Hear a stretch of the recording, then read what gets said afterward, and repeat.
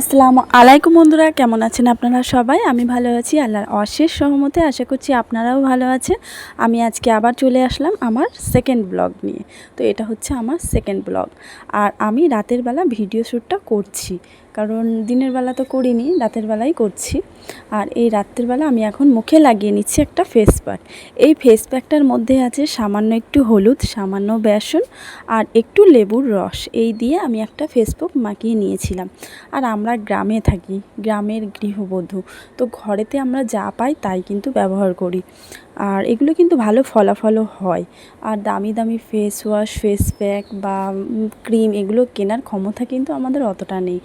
তার জন্য আমরা বাড়িতেই ঘরোয়া জিনিস অনেকেই ব্যবহার করি। আমি সবার কথা বলছি না, আমি কিছু মানুষের কথা বলছি যারা আমরা কিন্তু ব্যবহার করি।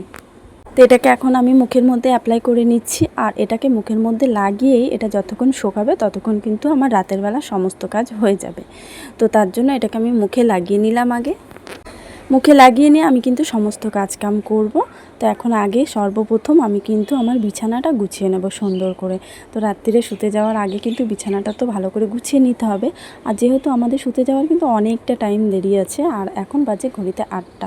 তো তার জন্য আমি বালিশগুলো ঠিকঠাকভাবে গুছালাম না। আমি জাস্ট বেড কভারটা একটু ভালো করে ঝেড়ে নিলাম, ঝেড়ে নিয়ে বেড কভারটা সুন্দর করে প্লেন করে টান টান করে পেতে দিলাম। তারপরে আলনাটাও এলোমেলো হয়েছিল। আর বিকালবেলা না হয় না ঠিক একটা, যেহেতু আমি কাজ থেকে বাড়ি আসি অনেকটাই ক্লান্ত হয়ে যায়, তো গুছানো হয় না। তো আমি রাতেই কিন্তু সমস্ত কিছু গুছিয়ে নিই, এতে করে আমার সকালবেলাও একটু কাজটা হালকা মনে হয়। এই যে আলনাটা বেশি এলোমেলো ছিল না, কয়েকটা জামা কাপড় ছিল যেগুলো আলমারিতে রাখার মতো, নতুন জামা কাপড় কেচে দিয়েছিলাম, সেগুলো আলমারিতে রেখে দিলাম। আর বাদবাকি যে কটা ছিল আলনার মধ্যে গুছিয়ে নিলাম। আর এখন আমি ঘরটাও ঝাড়ু দিয়ে নিয়েছি। আর আমার তো ছোট্ট একটা ঘর, এটা পরিষ্কার করতে আমার কিন্তু বেশিক্ষণ সময় লাগে না।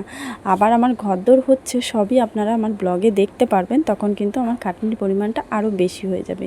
আর এখানে এসেছিল আমার জায়ের মেয়ে, ও আমার থেকে নেট কানেকশান নেবে বলে, যেহেতু আমার ফোনটা 5G, তো হটস্পট নেবে বলে। আর এখানে আমি বাবাইয়ের স্কুল ড্রেস গুছিয়ে রেখে দিলাম। আর আমারও কয়েকটা জিনিস যেগুলো ঘড়ি টড়ি সকালে লাগবে সেগুলো এক পাশে রেখে দিলাম। আর এখন আমি ঘরের এক সাইডে রাখা আছে আমাদের ওভেন আর গ্যাস সিলিন্ডার। তো সেখানে এসে আমি ওভেনটা ভালো করে মুছে পরিষ্কার করে নিচ্ছি। আর ওভেনটায় আমি রান্না করি না, খুব কম আর কি, গরম টরম করি, উনানেই রান্না করি। তো তবু ওভেনটা না মুছলে বেশ ভালো লাগে না। তো তার জন্য আমি ওভেনটা ভালো করে এখানে ক্লিন করে নিচ্ছি। তো ওভেনটা ক্লিন করা হয়ে গেলে আমি এবার ঘরটা মুছে নেব। তো মোটামুটি আমার ঘরের কাজ কিন্তু সমস্ত কিছু হয়ে যাবে। আর বাবাইকে পড়ানোর বিষয়টা হচ্ছে, বাবাই যেহেতু সন্ধ্যাবেলা পড়তে যায় বিকালবেলা 5টার দিকে, ও বাড়িতে ফিরতে ফিরতে ওর কিন্তু 7টা সাড়ে 7টা বেজে যায়। তো ওকে আমার পড়াতে হয় না, সেই 9টা সাড়ে 9টার দিকে ওকে নিয়ে আমার একটু বই নিয়ে বসতে হয়। তো এই হচ্ছে, তো এই টাইমটা আমি ফাঁকা থাকি। তো এই টাইমটাই আমি সমস্ত কাজকাম কিন্তু আমার মতো করে আমি গুছিয়ে নিই। তো এখন চলে এলাম আমি যেখানে রান্না করি সেইখানটায়। আর এই যে আমাদের যে ঘর হচ্ছে, নতুন ঘর, এখন যেহেতু বাইরে বর্ষার সময় বৃষ্টি হচ্ছে, তো এই ঘরের মধ্যেই আমি উনুনটা এনে রেখেছি। আর চারিপাশে কাঠকুটো দেখতে পাচ্ছেন, এই কাঠকুটোগুলো আমি তুলে এনেছি, শুকনো কাঠকুটো, কারণ এগুলো দিয়ে তো আমার উনুন জ্বালাতে হবে, তাই না? আর এখানে মিনি খুব জ্বালাতন করছিল, তো ওকে একটু রুটি ছিল, সেই রুটিটা কেটে কুচিয়ে কুচিয়ে দিলাম, সকালবেলা রুটি ছিল। তো এখানে উনুনের ছাইটা আমি তুলে নিলাম। আর এখন চলে এলাম উনুনটা লেপে দিতে। তো এই উনুনটা না আমার বহু পুরনো হয়ে গেছে, তো তার জন্য না বারবার উনুনটা কিন্তু ভেঙে যায়। আর বারবার আমি কাদা দিয়ে লেপি, আমি জানি না কি করলে যে উনুনটা ঠিক থাকবে, কিন্তু উনুনটা এত সুন্দর জ্বলে না, এটাকে আমি সরাতেও পাচ্ছি না। বারবার কাদা দিয়ে ল্যাপামোচা করি, করে উনুনটা জাল দিই, আবার কিন্তু উনুনটা ভেঙে যায়, আবার পরের দিন ল্যাপামোচা করি। তো এইভাবেই চলছে, কিন্তু যখন জ্বালাই উনুনটা কিন্তু দারুণ জ্বলে, মানে রান্না শেষ পর্যন্ত আমার সঙ্গটা বেশ ভালোই দেয়। যাই হোক, আর বাইরে আমি ঘর থেকে অনেকটা থালা বাসন ছিল, সেগুলো দুপুরের যে আমরা খেয়েছিলাম সেই থালা বাসনগুলো ছিল, সেইগুলো সমস্ত কিছু কিন্তু আমি বাইরে গামলায় করে বার করে এনেছি।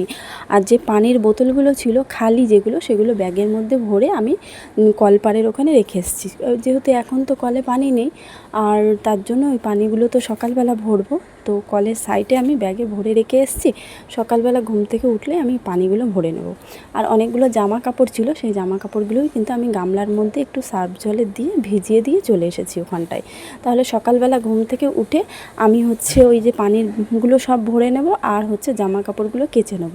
এই তো সকালবেলা আমার অতটা কাজের চাপ থাকবে না, তারপরে কিন্তু আমি রান্নায় বসে পড়ব। আর এখানে উনুন পাটটাও আমি পরিষ্কার করে সুন্দর করে ঝাড় দিয়ে দিলাম। আর ওইখানটায় দেখতে পাচ্ছেন কাঠকুটোগুলো রেখেছি বলে একটু এলো এলো লাগছে, কিন্তু ওই কাঠকুটোগুলো তো আমার জাল দিতে হবে না। তারপরে আমি চলে এলাম ঘর মুছতে। আর রাত্রেবেলা ঘর মুছলে বেশ ভালোই লাগে, মনটা একটু ভালো লাগে, বেশ পজিটিভিটি কাজ করে। ঘরটা এখানে মুছে নিচ্ছি ভালো করে, তারপরে আমি চলে যাব রান্নায়। আর মুখের মধ্যে কিন্তু যে ফেস প্যাকটা আমি লাগিয়েছিলাম সেটা কিন্তু আমার মুখে লাগানোই আছে, অনেকটা শুকিয়ে গেছে। আর এখন যেহেতু ঘরে কেউ নেই, তো কথা বলার মতো কেউ নেই, তো তার জন্য মুখে যে টান টান ভাব আসবে সেটাও হচ্ছে না। তারপরে আমি মুখটা কিন্তু ধুয়ে এসেছিলাম, ধুয়ে এসে এখানে আমি রান্না বসিয়ে দিয়েছি।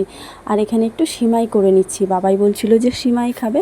আর রুটি তো করেই নিয়েছিলাম, আর এখন তরকারিগুলো বাকি আছে, তো সেগুলো একে একে করে নেব। তো রান্নাবান্না কিন্তু আমার সমস্ত কিছু হয়ে গেছে। আমার আজকের ব্লগটা কেমন লাগলো?